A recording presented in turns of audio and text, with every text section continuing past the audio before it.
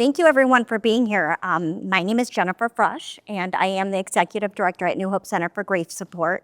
Um, like, like many of those that come through our program, I too was faced with the loss of my dad in 2013 and found new hope after my mom had gone through the program. In a period of 18 months, she lost both her parents and my father. So for many years, I didn't think I had a right to grieve because I thought her grief was so much more than mine. Wow, did I learn a tough lesson because I stuffed it and hid it and didn't deal with it. So when I watched her go through the program, I saw life transformations. I saw her do something with the pain of her loss and start to help other people. And she started to heal. And so I wanted that. So I got involved. I went through the program and then started volunteering. Lo and behold, did I ever think I'd be running the organization, but here I am. I'm really committed to it. I really like being able to help people find hope by being with other people who understand, experience healing, and then new beginnings. There is life after loss. There's love after loss. So helping people navigate their individual grief journeys. So I'm going to share a little bit about New Hope, but as you guys were walking in, I got to meet some of you and hear about some of your losses. So I want to create more time for that. So our staff consists of 6 people. However, we have 250 active volunteers that help run our 32 ongoing groups, our school-based grief support programs, our annual kids camp, and all of our Circles of Hope programs, which involve caring for children and families. So a little bit about New Hope. We're a 501(c) nonprofit. Our center's in downtown Northville. However, we have multiple locations where we host our programs at. With virtual capacity, we're able to help support people not just throughout southeastern Michigan, but the whole state. And believe it or not, we've actually had people attend some of our virtual programming from other states and other countries. So our reach is really great. And to date, we have served over 18,591 people through programs so far this year. So our mission is really designed to bring hope, experience healing, and help people find new beginnings after loss. And we do this through a neat approach where we really identify individuals based on their type of loss and about how old they are, so they can be with group members that have experienced that loss, so whether it be a spouse loss, a child loss, someone to suicide, making sure that they're with others that understand that unique type of loss around the same age. So it's age and loss specific. We give grief education, but we're really there to support a safe environment for people to share their stories and talk about their loved ones and navigate the journey. Oops. So, as many of you know, you were very kind and shared. Grief is a universal life experience we all face. However, we don't talk about it, right? So nobody ever feels prepared to deal with it when we lose a spouse, a child, or someone to suicide or substance use. It's very overwhelming and complicated, and most importantly, it's unique. Nobody does it the same way. So our organization is really designed to be there for the get-go and long-term, so you never, you always have an open door at New Hope. You can stay with us forever and come back as much or as little as you need. Most importantly, our programs and services are free of charge. I'm gonna repeat that because you barely ever hear someone say things are free. Our founders are really committed to making sure that this support at probably the worst time of your life, losing a loved one, is available and accessible to everyone. Therefore, we will continue to honor that and make sure all of our programs are free. So a little bit about what are our expectations of grief and loss. When we go through grief, we lost a loved one, we think we're gonna feel these emotions and then we can check it off and that we felt this, we did this. I see you're shaking your head, right? Yeah, the reality is more like this. It's a hot mess. 2 years out, you could be 10 steps ahead today, and then tomorrow you could be 50 steps behind. It's just all over, and that doesn't mean that you're not doing it. It just involves work and being able to sit with your emotions, which who is comfortable sitting in silence, dealing with everything in their head? Not many people. So that's part of the grief, is doing the work of being able to sit and honor, remember, process those feelings, because with time, the more you do that, the ache, the intensity will lessen. So we always stress some things about coming to New Hope. Grief is normal. It is necessary, and it is natural. So it's work, though. It is hard. So it involves remembering, processing, expressing your grief to others. A lot of people might internalize and not talk about their grief or their loved one, and it's very therapeutic to be able to share, to hear yourself say things, to hear yourself talk about what you're feeling, so then you find acceptance and you can heal. So I don't think I need to tell everybody in this room what grief feels like, because it's probably a hot mess based on some of the stories, and just wanting to learn a little bit more about what we do. But I do want to acknowledge that grief can impact you a lot. It can impact you emotionally, so a wide range of emotions: sadness, guilt, anger, shame.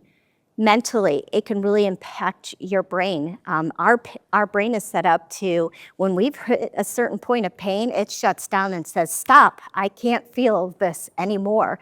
So when we forget what we walked into a room for, or we don't know where we put our keys, that is completely normal. We call it grief brain, because your brain intentionally shuts down to spare yourself from some pain. Physically, this can impact people very differently. A lot of people want to sleep, can't get out of bed. Or on the complete opposite, they actually continue to go and keep themselves so busy so they have no time to do the grief work to avoid it.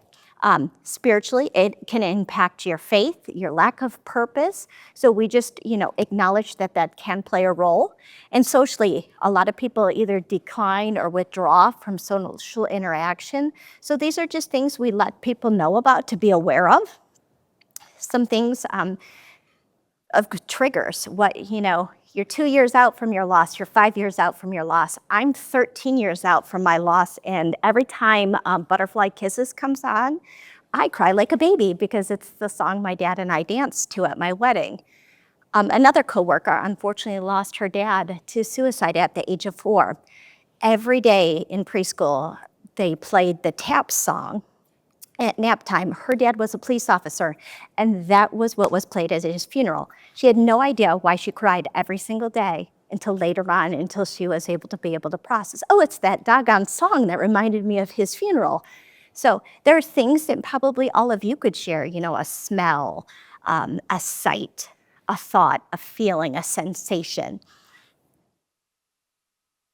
So we really try to focus on ways to help you through this journey. So finding ways to, make sure you have a funeral, memorial, a celebration. Ceremonies or on the holidays or special days, they can be very difficult for new grievers. So we really have programs set up to help you develop a plan. What's your holiday plan? So you have something to fall back onto. And you also have grace, because today I decided I'm not doing that. In my plan, I said I'm doing this. And then just being able to find the space to do these things: cry, express anger, to reflect. And I do want to share what's one really unique thing I learned in this line of work is grief tears are very unique and different when they're observed under a microscope. They're very different than tears if you stub your toe. They're chemically made up different, and just it goes to show that it is a way to release endorphins so you feel better, and it's part of that outward expression of your grief. So I will say, we're not meant to grieve alone. We're human beings. We want to be with others. We want to feel good. So we really thrive on creating that safe space, a community, of bringing people together that have been impacted by loss to share and navigate their journeys, share experience, talk about their loved ones, and just really to develop a support system for each other. And during this time, we really talk a lot about taking care of yourself, how critical it is to your well-being. So making sure you're eating right, exercising, sleeping, and practicing healthy coping skills, whether it be exercise, going out in nature, practicing your faith. So I want to touch on this just because I have some humorous stories. So when you think about your loss, it's not just the loss of the person, it is actually some of the loss of the roles or the new things that you take on. So my mom, when my father passed away, thought she had to keep up on it on the lawn to his perfection. He never let a leaf like actually land on the grass in the fall. Like there were never any leaves. So she decided she was going to get out there and turn this big old blower on and get the leaves all blowed up. Well, she ended up in the ditch with the mower on, with the blower on top of her, calling me saying, "I need help. You got to come save me. I'm stuck in the ditch." That was the start of the conversation. You don't have to take on all of his rules. Let's talk about getting a lawn service. Because 2 weeks later, she did call when a tree fell down and thought that I was going to start the chainsaw and chop it up that day.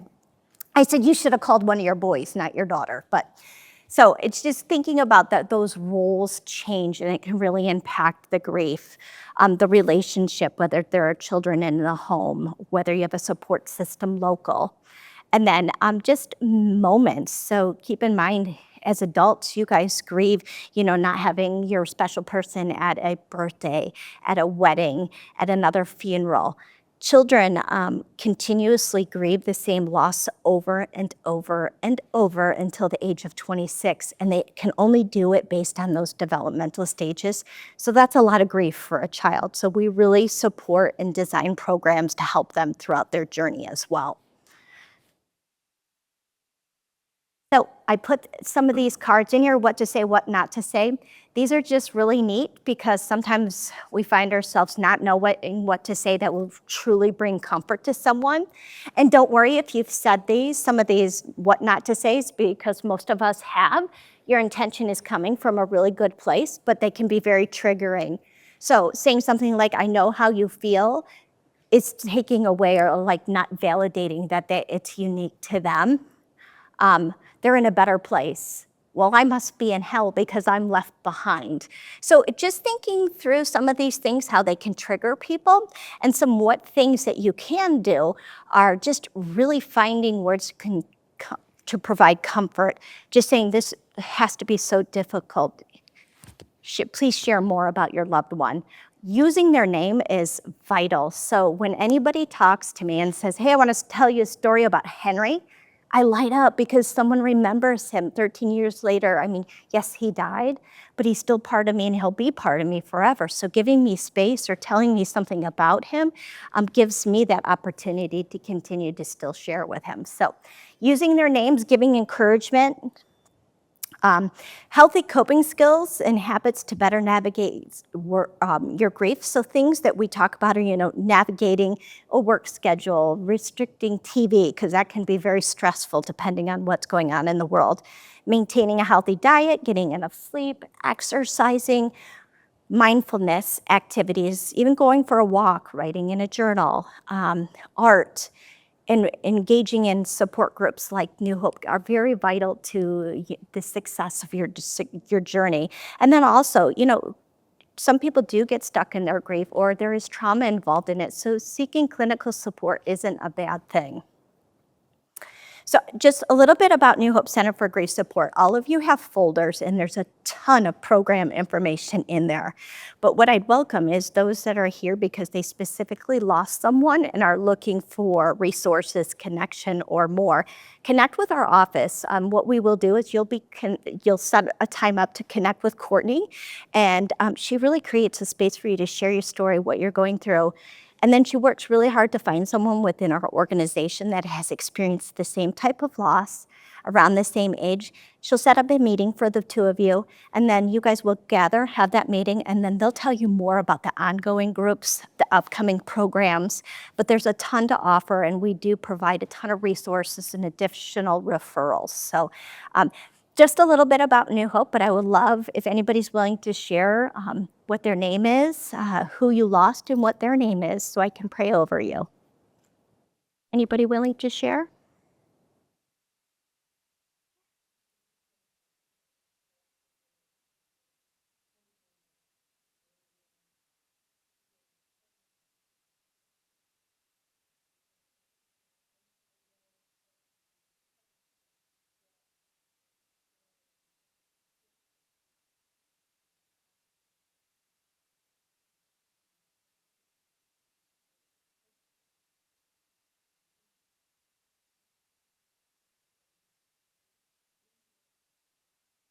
Perfect. Thank you for sharing. Anybody else willing to share?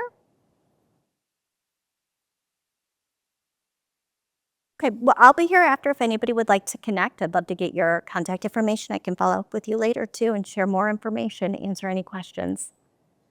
Thank you guys.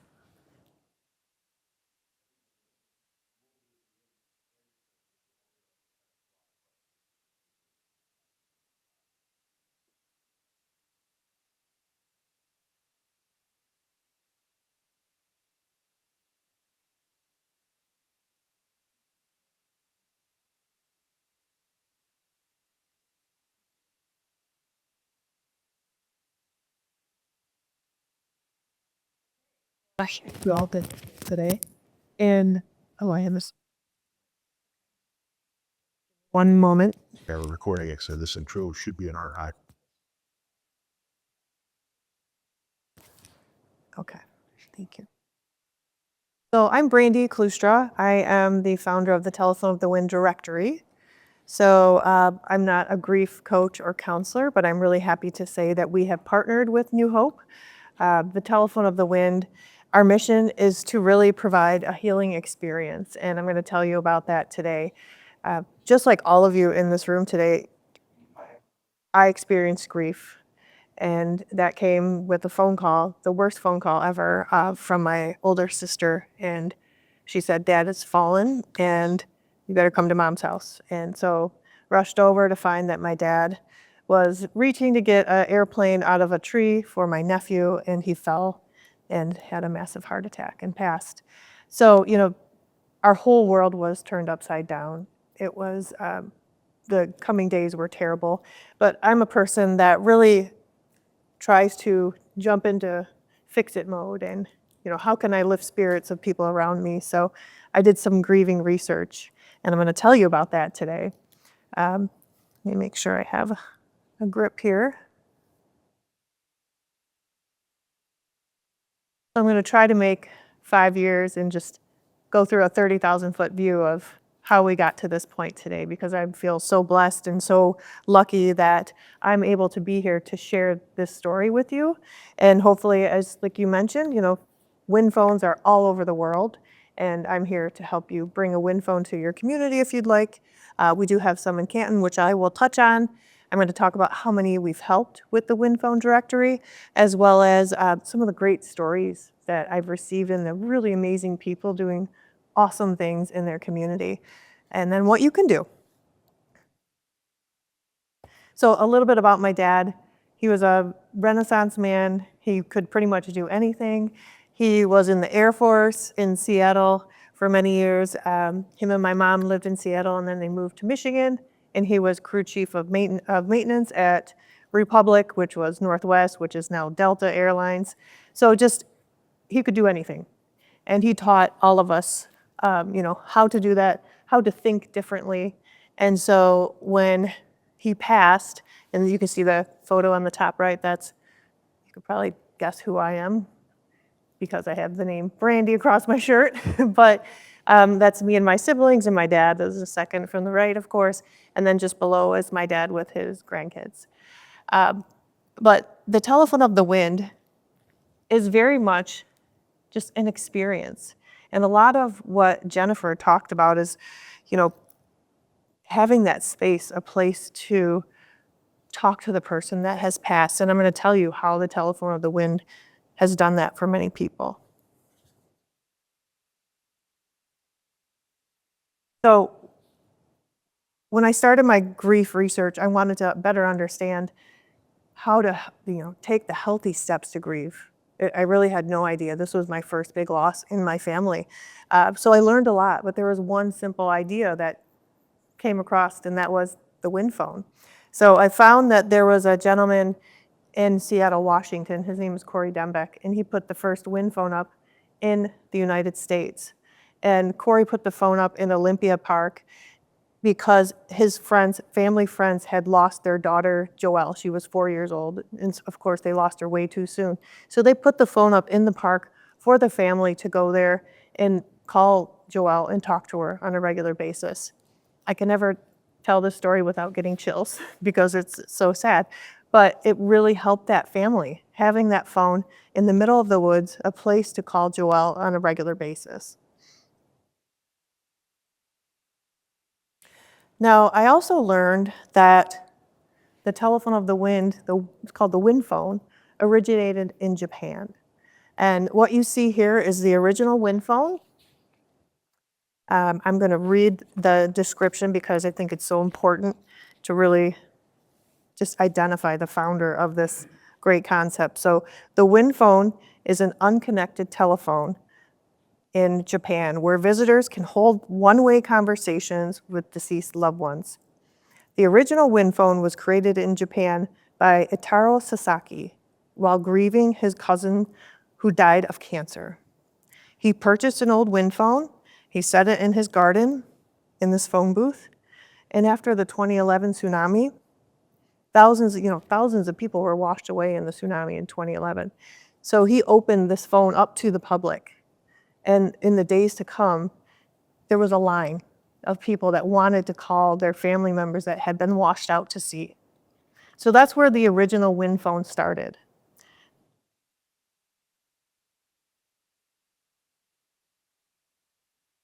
So you might be thinking, well, why is this phone so helpful for people that are grieving? Well, I started to do some further research and understanding we as humans, how we process grief in the past. And many of the things that Jennifer touched on in regards to like, it's so important to speak out loud of who you lost and the memories of that person. So I learned a lot about churches. So back in the day, churches were the only institution allowed to bury the dead on their grounds. And then I did find that, my great-great-grandparents, they built churches, they owned churches in Pennsylvania. And of course, they had cemeteries on that land. So cemeteries really have been used as a place to go to talk to your loved ones. That was the outlet in the past, and it still is for many families. On the right, this is actually my great-grandparents' gravestone, Grace and Floyd Mariner, and then behind it is my grandma and grandpa, Thelma and Mom, Pap. I drew a blank because we always called him Pap, so I was trying to think of Clifford. But really the point here is, families would gather around the gravestones with their children and they would talk about stories of that person that they had lost. So that was the outlet and that was the way that they processed grief. So now fast forward to today, a lot of people are getting cremated. You can see the stats here, 53% of people in the US get cremated. 72 in Canada. So that leaves that big gap where people don't have that space to go and talk to their loved one. So that's where I think the telephone of the wind is so helpful.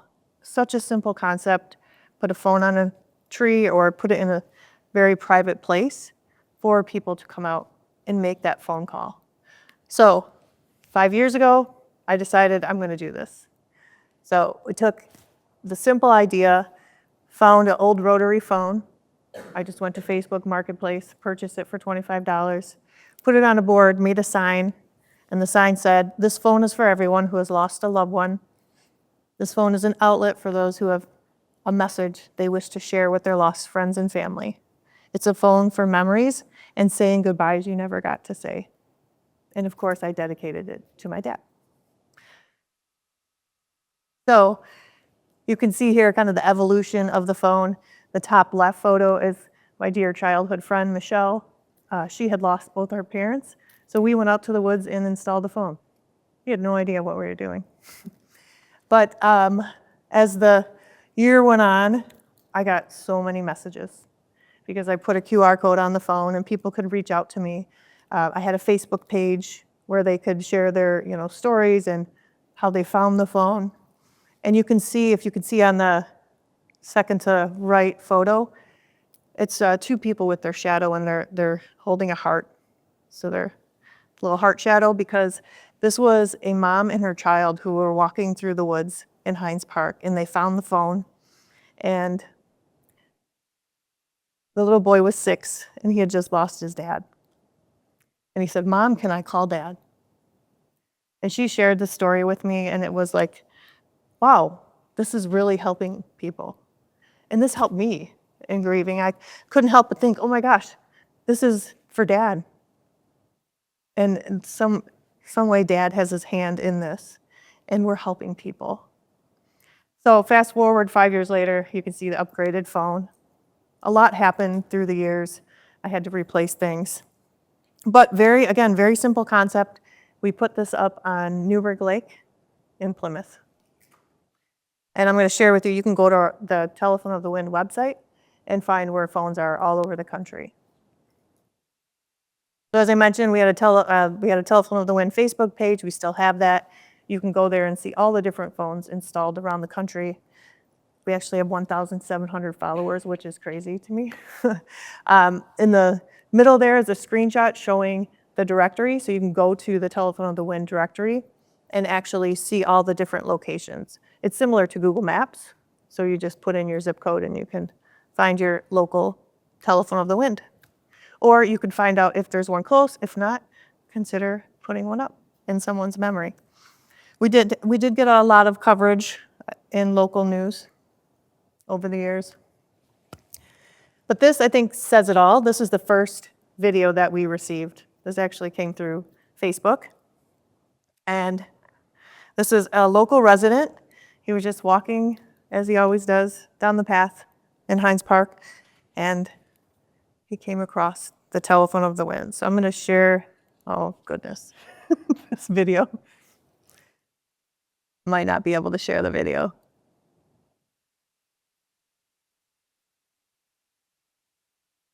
This request access. Ooh.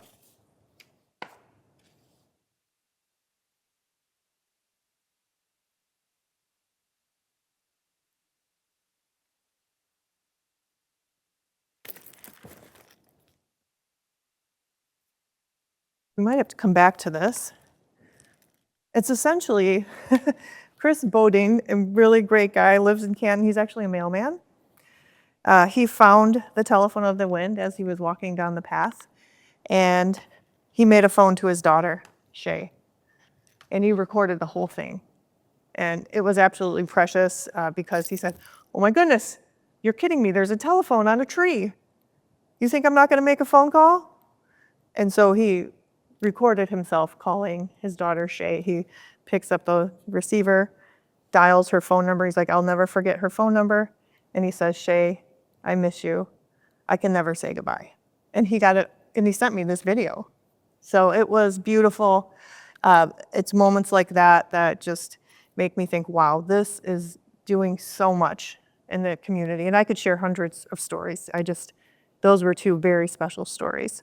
And here are some quotes and things that I've received on a regular basis from different people that just happen to come across the phone. So the Telephone of the Wind creates space to grieve. Here are some unique installations. My favorite is the one on the left. This is actually the most recent phone put up in Powell River Cemetery in Canada. And I don't know if you can see, but there's a spiral of stones. It goes from dark to light. And the artist who created this phone wanted the dark to light stones to actually represent going from feeling very heavy to lifting your spirits by picking up the phone and talking to that loved one that has passed. And then we have a phone at Peace Lutheran Church in Danville, California. And then we have a really unique installation in a neighborhood in Charlotte, Vermont, where this gentleman had lost his wife. They had actually built the community in the neighborhood, and he had this bench that he had created. He was an architect, and he actually added the phone to it for his community to use. So the Telephone of the Wind just warms hearts. It brings people together within the communities. Here are some more stories. This young lady lost her brother, and so her and her family put up a phone in Shelton View Forest in Bothell, Washington.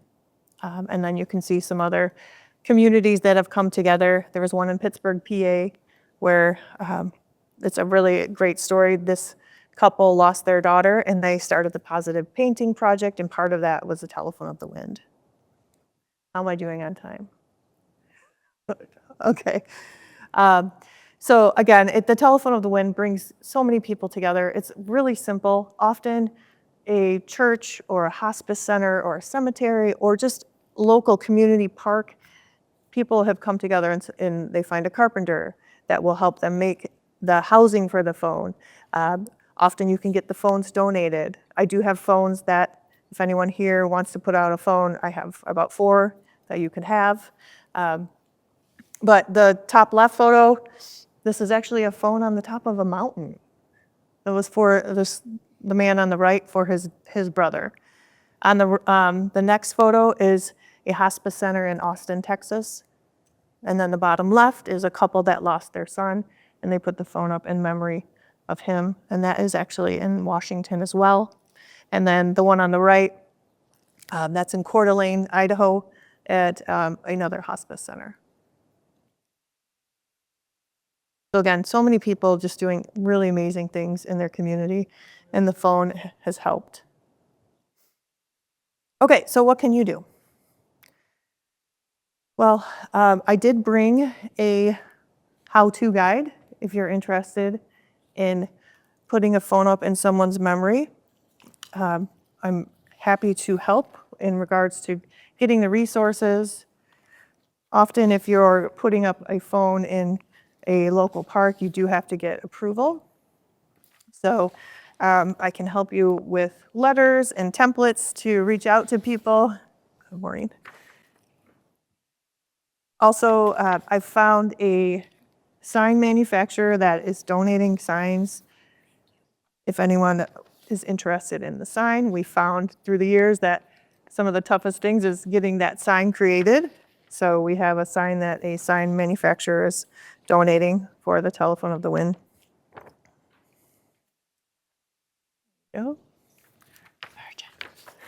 I missed you too. I got a whole stack for you too. So we are here to support the Telephone of the Wind and really keep it going and keep the mission alive of just putting a phone up, a simple phone that helps so many people in the community. These are just some more screenshots. This was when we started.